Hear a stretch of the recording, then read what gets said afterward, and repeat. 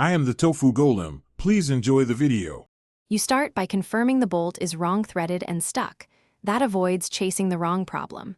Apply penetrating oil and let it soak for 10-15 minutes while you gather a drill, extractor set, center punch, and proper-sized protective gear. Use clamps or jack stands so the piece won't move under torque. Once done, mark the bolt center with a center punch to guide drilling precisely. This small step prevents drill walking and makes the removal follow-up far easier and safer. You'll drill a concentric pilot hole first to preserve surrounding threads.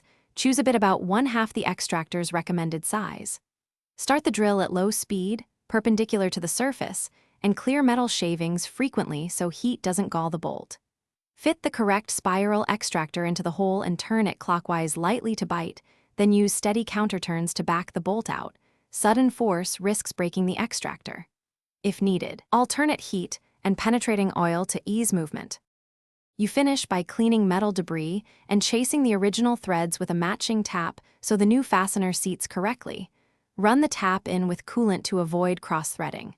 If an extractor breaks, don't panic. Drill out the broken piece coaxially and consider a helicoil insert or oversized bolt as a repair strategy. Make sure to test thread a spare bolt before assembly. Then install the correct threaded fastener and use the specified torque and thread locker to prevent recurrence. Thanks for watching. Consider subscribing if we helped you today.